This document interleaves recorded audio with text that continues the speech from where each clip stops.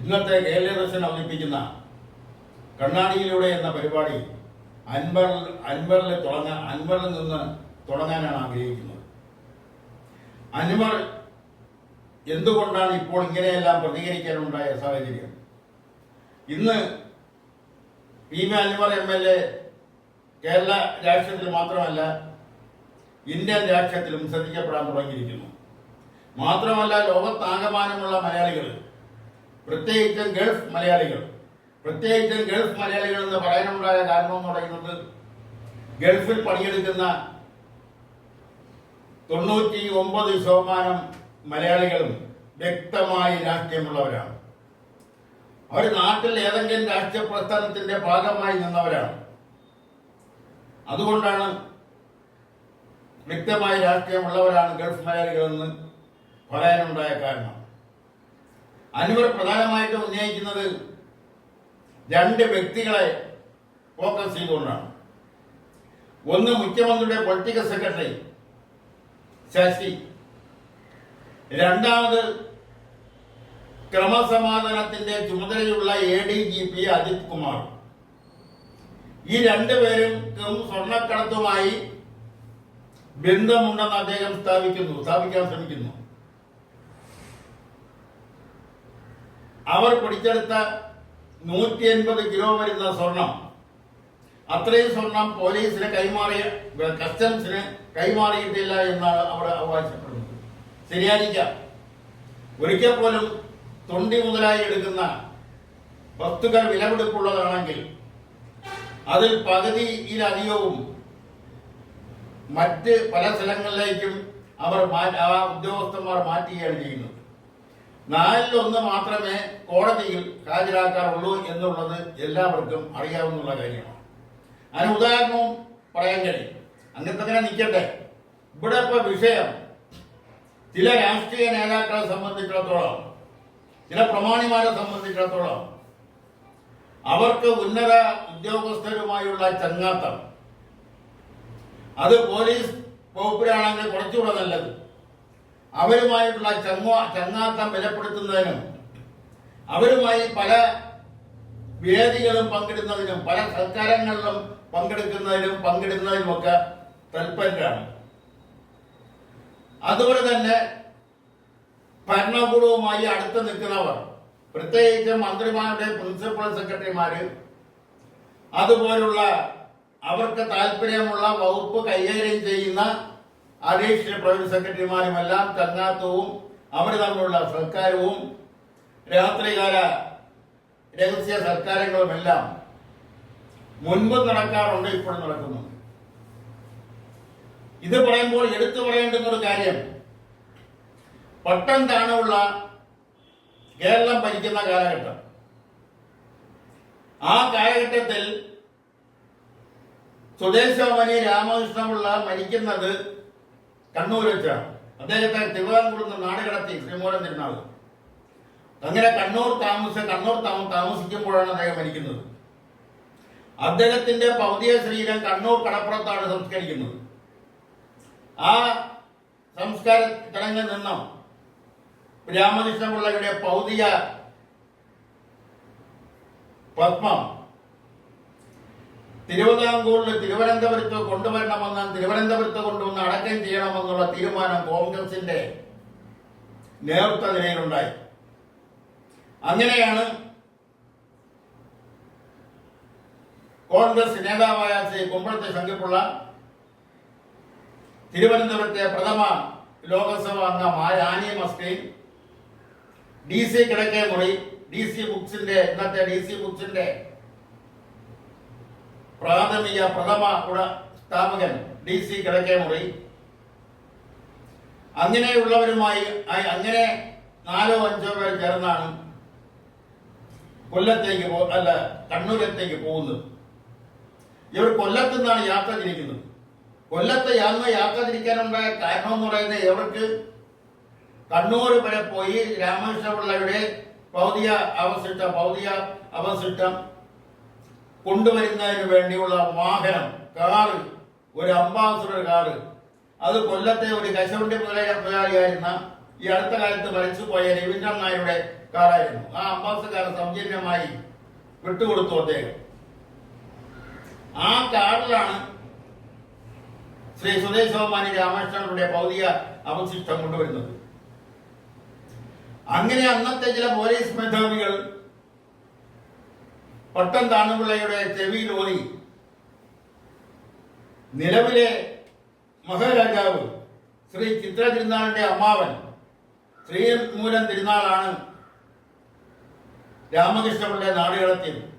അദ്ദേഹത്തിന്റെ ചിതാഭസ്മം കൊണ്ടുവന്ന് തിരുവനന്തപുരത്ത് സംസ്കരിക്കുന്നത് ശ്രീ ചിത്ര തിരുനാൾ മഹാരാജാവിന് ഇഷ്ടപ്പെടാനിടയില്ല എന്ന് പട്ടം താണുപിള്ളയുടെ അന്നത്തെ ചില ഉയർന്ന പോലീസ് ഉദ്യോഗസ്ഥർ ചെവിയിൽ ഓതി കൊടുത്തു. കേട്ട വാദി കേൾക്കാത്ത വാദി ചിതാഭസ്മമായിട്ട് വരുന്ന വണ്ടി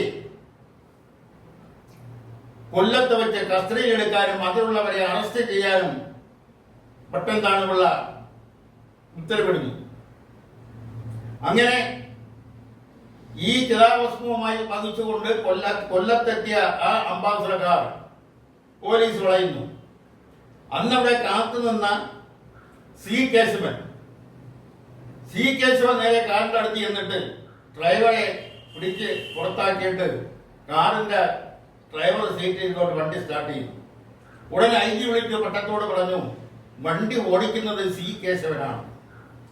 അങ്ങനെയാണെങ്കിൽ ഒന്നും ചെയ്യണ്ട എന്ന് പട്ടം താണുപിള്ളയുടെ മറുപടി. അങ്ങനെ സംഭവം കേരള ചരിത്രത്തിൽ ഉണ്ടായിട്ടുണ്ട്. അത് ഇന്നും ഒരു വിധത്തിൽ അല്ലെങ്കിൽ മറ്റൊരു വിധത്തിൽ ഒരു ഭൂഷ ഭരണത്തിന്റെ സെറ്റപ്പിൽ നടന്നു വരുന്ന കാര്യങ്ങളാണ് ഇതെല്ലാം. പോലീസ് ഉദ്യോഗസ്ഥന്മാരുമായി ഉയർന്ന പോലീസ് ഉദ്യോഗസ്ഥരുമായി തെങ്ങാത്തം ഉണ്ടാക്കാനുള്ളത്, അതുപോലുള്ള മറ്റു ചില ഉയർന്ന ഉദ്യോഗസ്ഥരുമായി രാഷ്ട്രീയത്തിലെ ഉന്നതന്മാരുമായിട്ടുള്ള ചങ്ങാത്തം, അത് 10 പേർ കാണണം. അതാണ് അവരുടെ ആവശ്യം. ഇത്തരം പ്രവണതകൾ, തെറ്റായ ഇത്തരം പ്രവണതകൾ ഇന്ന് നടക്കുന്നു എന്നുള്ളതാണ് മറ്റൊരു വസ്തു. ഇത് പറയാനുണ്ടായ കാര്യം,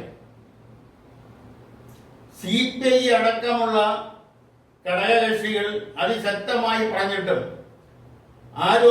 ആരോപണ വിധേയനായ ഒരു ADGPയുടെ പേരിൽ നടപടി എടുക്കുന്നില്ല. ഇപ്പൊ കഴിഞ്ഞ ദിവസം വിജിലൻസ് അന്വേഷണത്തിന് ഉത്തരവിട്ടു. അത് മറ്റൊരു കാര്യം. ആ പോലീസ് ഉദ്യോഗസ്ഥനെ കുറിച്ച് ആണ് PV അൻവർ MLA. അദ്ദേഹം ഭരണകക്ഷിയിൽപ്പെട്ട MLA ആണ്. CPMന്റെ പാർട്ടി ടിക്കറ്റിൽ നിന്ന് മത്സരിച്ച ആളല്ല എങ്കിൽ തന്നെയും അവരുടെ സർവ്വവിധ പിന്തുണയോടും കൂടി പ്രവർത്തകരുടെ പ്രവർത്തനത്തോടും കൂടിയാണ് അൻവർ വിജയിച്ചതും അദ്ദേഹം ഭരണകക്ഷിയുടെ ഇടതുപക്ഷ ജനാധിപത്യ മുന്നണിയുടെ ഭാഗമാകുകയും ചെയ്തു. ആ MLA ആണ് ഇപ്പോൾ ആവശ്യപ്പെട്ടിരിക്കുന്നത്. അതിന് പല കാരണങ്ങൾ പറയുന്നുണ്ട്. തൃശൂർ പൂരം അലങ്കോലമാക്കിയതിന്റെ ഉത്തരവാദി ഈ പോലീസ് ഉദ്യോഗസ്ഥരാണ്. സ്വർണ്ണക്കള്ളക്കടത്തുമായി ഈ ഉദ്യോഗസ്ഥന് ബന്ധമുണ്ട്. അങ്ങനെയുള്ള ആരോപണങ്ങളാണ് ഭരണകക്ഷിയിൽപ്പെട്ട ഒരു MLA ഉയർത്തുന്നത്. അത് നിസ്സാരമായി കാണാൻ കഴിയില്ല. ഇത്രയധികം ആരോപണങ്ങൾ, പ്രത്യേകിച്ചും ഭരണകക്ഷിയിലെ രണ്ടാം കക്ഷിയായ CPI, ഇന്ത്യൻ കമ്മ്യൂണിസ്റ്റ് പാർട്ടി അടക്കമുള്ള ഘടകകക്ഷിയിൽ ആവശ്യപ്പെട്ടിട്ടും ആ പോലീസ് ഉദ്യോഗസ്ഥന്റെ പേരിൽ നടപടി എടുക്കാതിരുന്നതിൽ ആരെങ്കിലും ദുരൂഹത കണ്ടെത്തുന്നുണ്ടെങ്കിൽ അവരെ കുറ്റം പറയാനാവില്ല. അതുപോലെ തന്നെയാണ് മുഖ്യമന്ത്രിയുടെ ഓഫീസുമായിട്ടുള്ള ചില തെറ്റായ ബന്ധങ്ങൾ, പ്രത്യേകിച്ചും പൊളിറ്റിക്കൽ സെക്രട്ടറി P. ശശിക്കെതിരെ ഉയർന്നു വന്നിട്ടുള്ള ആരോപണം. അദ്ദേഹവും ADGP അടക്കമുള്ള ചിലരുമായി സ്വർണ്ണ കള്ളക്കടത്തിൽ ബന്ധമുണ്ടെന്നുള്ള ആരോപണം അൻവർ ഉന്നയിക്കുന്നു. ആരോപണം തെറ്റായിരിക്കാം, ശരിയായിരിക്കാം. അതെല്ലാം അന്വേഷണത്തിൽ കണ്ടെത്തേണ്ടുന്ന വസ്തുതകളാണ്. എങ്കിലും ഭരണകക്ഷിയിൽപ്പെട്ട ഒരു ഉത്തരവാദിത്തപ്പെട്ട ഒരാൾ തന്നെ ഇങ്ങനെ ഒരു ആരോപണം ഉന്നയിക്കുമ്പോൾ അതെല്ലാം അന്വേഷണ വിധേയമാക്കേണ്ടതും അതിന്റെ അന്വേഷണം പൂർത്തിയാകുന്നതുവരെ ബന്ധപ്പെട്ടവരെ അതാത് സ്ഥാനങ്ങളിൽ നിന്നും മാറ്റി നിർത്തുന്ന ഒരു കീഴ്വഴക്കം കേരള രാഷ്ട്രീയത്തിലുണ്ട്. അതിൽ നിന്ന് വ്യത്യസ്തമായ ഒരു അനുഭവം ഉണ്ടായത് കഴിഞ്ഞ സർക്കാരിന്റെ കാലത്ത് അന്നത്തെ മുഖ്യമന്ത്രിയുടെ അന്നത്തെ മുഖ്യമന്ത്രി ഒരാളായിരുന്നു പ്രിൻസിപ്പൽ സെക്രട്ടറി. അദ്ദേഹത്തെ സംരക്ഷിക്കുന്ന ഒരു രീതിയിലേക്ക് ഒരു ഘട്ടം വരെ പോയതും അദ്ദേഹത്തെ സസ്പെൻഡ് ചെയ്ത് അടക്കമുള്ള നടപടികൾ, അദ്ദേഹം ജയിലിൽ കിടന്നത് അടക്കമുള്ള സംഭവങ്ങൾ ഒക്കെ കേരളീയർക്ക് അറിവുള്ള കാര്യങ്ങളാണ്. ഒരു DIGയെ അവസാനം വരെ സംരക്ഷിക്കാൻ ശ്രമിച്ച ഒരാളാണ് ശ്രീ കെ കരുണാകരൻ. അതിന്റെ ഫലമായി കെ കരുണാകരനെ രാജിവെച്ച് പുറത്തു പോകേണ്ടി വന്നു. പോലീസ് കൊടുക്കുന്നത് അപ്പടി വായിക്കുന്നത് കൊണ്ട് പോലീസ് കൊടുക്കുന്ന റിപ്പോർട്ട് ഹൈക്കോടതിയിൽ സത്യവാങ്മൂലം കൊടുത്തതിന്റെ പേരിലാണ് അന്ന് രാജൻ കേസുമായി ബന്ധപ്പെട്ട് കെ കരുണാകരന് തന്റെ മുഖ്യമന്ത്രി പദം 30 അന്ന് രാജിവെക്കേണ്ടി വന്നു. അതിനുശേഷം വന്ന കോൺഗ്രസ് നേതാവ്, കോൺഗ്രസിന്റെ വർക്കിംഗ് കമ്മിറ്റി എന്ന ശ്രീ AK ആന്റണിക്ക് അതേ ആരോപണ വിധേയനായ DIGയെ ജയറാം പണിക്കലിനെ അറസ്റ്റ് ചെയ്ത് ജയിലിൽ അടയ്ക്കാൻ കൂടുതൽ സമയം വേണ്ടി വന്നില്ല. അത് ഒരു സംഭവം.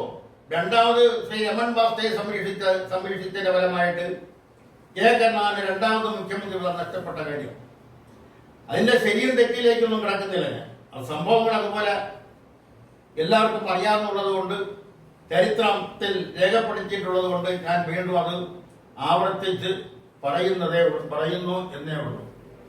അതുപോലെ തന്നെ ഈ ആരോപണത്തിന്റെ തുടക്കമെന്ന നിലയിൽ തൃശ്ശൂർ പൂരം, ആ തൃശ്ശൂർ പൂരം സാധാരണ എല്ലാവരും സഹകരിച്ചാണ്, രാഷ്ട്രീയ കക്ഷി ജാതി മതഭേദമന്യേ എല്ലാവരും സഹകരിച്ചാണ് തൃശ്ശൂർ പൂരം ഒരു പാരമ്പര്യ കലാപരമായ കലാമേന്മയുള്ള ഒരു ഉത്സവം എന്ന നിലയിൽ അതുമായി സഹകരിച്ച് എല്ലാവരും ഒരുമിച്ച് നിൽക്കുന്നത്. അവിടെ പ്രത്യേകിച്ച് ഒരു അലങ്കോലവും ഉണ്ടായതായി കഴിഞ്ഞ പ്രാവശ്യം ഒഴിച്ചാൽ അറിവില്ല. എന്നാൽ കഴിഞ്ഞ പ്രാവശ്യം ആ തൃശ്ശൂർ പൂരം കലക്കാൻ ഏതൊക്കെയോ ശക്തികളുടെ കറുത്ത കൈകൾ പ്രവർത്തിച്ചു എന്നുള്ള ആരോപണം അത് പല ഭാഗത്ത് വന്നോ ഉയർന്നു വന്നിട്ടുണ്ട്. അതോടൊപ്പം തന്നെ PV അൻവർ MLA അവസരം ആ ആരോപണം തന്നെയാണ് ഉയർത്തുന്നത്. അതിൽ ആർക്കെല്ലാം പങ്കുണ്ട്? അതൊരു ADGPക്ക് പങ്കുണ്ടോ? മറ്റേതെങ്കിലും രാഷ്ട്രീയ നേതാക്കൾക്ക് പങ്കുണ്ടോ? അവിടെ നിന്നും തിരഞ്ഞെടുപ്പിലെ പ്രധാനപ്പെട്ട ഒരു സ്ഥാനാർത്ഥിയായിരുന്ന ശ്രീ K മുരളീധരൻ, കോൺഗ്രസിന്റെ സ്ഥാനാർത്ഥി, ഐക്യ ജനാധിപത്യ മുന്നണിയുടെ സ്ഥാനാർത്ഥി, മുൻ KPCC പ്രസിഡന്റ്, മുൻ വൈദ്യുതി വകുപ്പ് മന്ത്രി ഒക്കെ ആയിരുന്ന K മുരളീധരൻ പറഞ്ഞത് ഞാൻ അവിടെ നിന്ന് ജീവനം കൊണ്ട് ഓടിയെന്നാണ്. അപ്പോൾ അവിടെ എന്തൊക്കെയോ സംഭവവികാസങ്ങൾ ഉണ്ടാവുമെന്ന് അദ്ദേഹം മുൻകൂട്ടി അറിഞ്ഞിരിക്കുന്നു. CPIയുടെ നേതാവ് മാത്രമല്ല, മുൻ മന്ത്രിയും കൂടിയായ അവിടുത്തെ ഇടതുപക്ഷ ജനാധിപത്യ മുന്നണിയുടെ സ്ഥാനാർത്ഥി സുനിൽകുമാർ, അദ്ദേഹവും ആ പൂരം അലങ്കോലപ്പെടുത്തിയത് ബോധപൂർവമാണെന്നും പറയുന്നു. അതുമായി ബന്ധപ്പെട്ടവരെ മാറ്റി നിർത്തിക്കൊണ്ടുള്ള ഒരു അന്വേഷണമായിരുന്നു സാമാന്യ രീതിയിൽ നടത്തേണ്ടിയിരുന്നത്. അതിലും ആരൊക്കെയോ സംരക്ഷിക്കാൻ ശ്രമിക്കുന്നു എന്ന ആരോപണം, ആ ആരോപണത്തിൽ എന്തെല്ലാമോ എവിടെയെല്ലാമോ എന്തൊക്കെയോ അടങ്ങിയിരിക്കുന്നു, വസ്തുതകൾ അടങ്ങിയിരിക്കുന്നു എന്ന് തോന്നലുണ്ടായാൽ അതിലും കുറ്റം പറയാനാവില്ല. അപ്പൊ ഇത്തരം കാര്യങ്ങൾ ശ്രദ്ധിക്കേണ്ടുന്ന, പ്രത്യേകിച്ചും ഭരണരംഗത്ത് നിൽക്കുന്നവർ പണ്ടത്തെ പോലെ കുറ്റിച്ചോല നിർത്തിയാലും വോട്ട് നൽകും എന്ന ധാരണ മാറ്റേണ്ട കാലം കഴിഞ്ഞുപോയി. ഇപ്പോൾ എല്ലാവർക്കും എല്ലാം അറിയാവുന്നതാണ്. കള്ളം പറഞ്ഞ് കൂടുതൽ നാൾ പിടിച്ചു നിൽക്കാനാവില്ല എന്ന വസ്തുത കൂടി തിരിച്ചറിയണം. അതോടൊപ്പം തന്നെ കഴിഞ്ഞ ഏതാനും ദിവസങ്ങൾക്ക് മുമ്പ് കണ്ണൂരിലെ CPM-ന്റെ നേതാവായിരുന്ന ശ്രീ പി ജയരാജൻ അദ്ദേഹം ഉയർത്തിയ ഗുരുതരമായ ഒരു ആരോപണമുണ്ട്. ആ ആരോപണം എന്ന് പറയുന്നത് കണ്ണൂരിൽ IS-ലേക്ക് ചെറുപ്പക്കാരെ റിക്രൂട്ട് ചെയ്യുന്നു എന്നുള്ളതാണ്. ജയരാജൻ പറയുന്നതിന് മുമ്പ് ഈ ആരോപണം മറ്റു പലരും ഉന്നയിച്ചിട്ടുണ്ട്. ആ ജയരാജന്റെ ആരോപണം വളരെ ഗൗരവമായി എടുക്കണമെന്ന് ഇടതുപക്ഷ ജനാധിപത്യ മുന്നണിയുടെ കൺവീനർ രാമകൃഷ്ണൻ അടിവരയിട്ട് പറഞ്ഞിട്ടുണ്ട്. ഈ സാഹചര്യത്തിൽ അത് നിസ്സാരമായി തള്ളിക്കളയാനാവില്ല. അതിൽ എന്താണ് ഉള്ളത്, അതിൽ എന്താണ് അടങ്ങിയിട്ടുള്ളത്, അതിൽ വസ്തുതാപരമായി എന്തൊക്കെയാണ് ഉള്ളത് എന്നതിനെ കുറിച്ച് കാര്യക്ഷമമായ അന്വേഷണം നടത്തുക എന്നുള്ളത് കാലഘട്ടം ആവശ്യപ്പെടുകയാണ്. കാലഘട്ടത്തിന്റെ ആവശ്യമാണ്. അങ്ങനെയുള്ള നിരവധി സംഭവങ്ങളുമായിട്ടാണ് കഴിഞ്ഞ ഒരാഴ്ച കടന്നുപോയത്. അതിൽ കഴിഞ്ഞ ദിവസം അവസരമായി പറയാനുള്ളത്, കഴിഞ്ഞ ദിവസം അന്തരിച്ച ശ്രീ KP കുഞ്ഞിക്കണ്ണൻ. അദ്ദേഹം കാസർഗോഡ് ജില്ലയിലെ ഉദുമ എന്ന് പറയുന്ന നിയോജക മണ്ഡലത്തിലെ മുൻ MLA ആണ്. കോൺഗ്രസിന്റെ KPCC ജനറൽ സെക്രട്ടറി ആയിരുന്ന ആളാണ്. അതെല്ലാം ഉപരി PN പണിക്കർ സൗഹൃദ ആയുർവേദ മെഡിക്കൽ കോളേജിന്റെ ചെയർമാനായിരുന്ന ആളാണ്. കാൻഫണ്ടിന്റെ സജീവ പ്രവർത്തകനായിരുന്നു. തെങ്ങോം ബാലകൃഷ്ണൻ CPI നേതാവ്, CPIയുടെ കൺട്രോൾ കമ്മീഷൻ അംഗമായിരുന്ന ശ്രീ തെങ്ങോം ബാലകൃഷ്ണൻ കാൻഫണ്ടിന്റെ സംസ്ഥാന പ്രസിഡന്റും സോളിഡ് അമർഗ് ജനറൽ സെക്രട്ടറിയുമായിരുന്ന കാലഘട്ടത്തിൽ ഞാനും KP കുഞ്ഞിക്കണ്ണനുമായിരുന്നു വൈസ് പ്രസിഡന്റുമായിരുന്നു. ആ ഒരു അവിടെ നിന്ന് തുടങ്ങിയ ബന്ധം അതിനുശേഷം ഞാൻ തെങ്ങോം ബാലകൃഷ്ണന്റെ നിര്യാണത്തിന് ശേഷം അദ്ദേഹമായിരുന്നു കാൻഫണ്ടിന്റെ പ്രസിഡന്റ് ആവേണ്ടിയിരുന്നത്. എന്നാൽ അദ്ദേഹം എന്റെ പേരാണ് നിർദ്ദേശിച്ചത്. ഞാനാണ് അതിന് ഏറ്റവും ഫിറ്റ് എന്ന ഒരു അഭിപ്രായം KP കുഞ്ഞിക്കണ്ണൻ കാൻഫണ്ടിന്റെ സംസ്ഥാന കമ്മിറ്റിയിൽ അവതരിപ്പിക്കുകയും അതെല്ലാവരും കൂടി അംഗീകരിക്കുകയാണ് ചെയ്തത്. അതിനുശേഷം അന്നത്തെ വൈസ് പ്രസിഡന്റ് ആയിരുന്ന ശ്രീ K കുഞ്ഞിക്കണ്ണൻ മാസ്റ്റർ മരണം. ആ മരണത്തെ ഞങ്ങൾ ചെല്ലുന്നവരെ അദ്ദേഹത്തിന്റെ ഭൗതിക ശരീരം സംസ്കരിക്കാതെ സൂക്ഷിക്കാനുള്ള ഏർപ്പാടുകളെല്ലാം ചെയ്തത് ശ്രീ KP കുഞ്ഞിക്കണ്ണനായിരുന്നു. രാത്രി ഞങ്ങളെ റെയിൽവേ സ്റ്റേഷനിലേക്ക് കൊണ്ടെത്തിച്ചതും ഒക്കെ തന്നെ ആ KP കുഞ്ഞിക്കണ്ണനായിരുന്നു. അദ്ദേഹത്തിന്റെ ആ സൗമ്യത ആർന്ന, ആരെയും സഹായിക്കണമെന്നുള്ള മനസ്സുള്ള മുഖം ഇപ്പോഴും മനസ്സിൽ തന്നെയുണ്ട്. അത് മറക്കാനാവാത്ത ഇതുപോലെ നിരവധി സംഭവങ്ങൾ കുഞ്ഞിക്കണ്ണനുമായിട്ടുണ്ട്.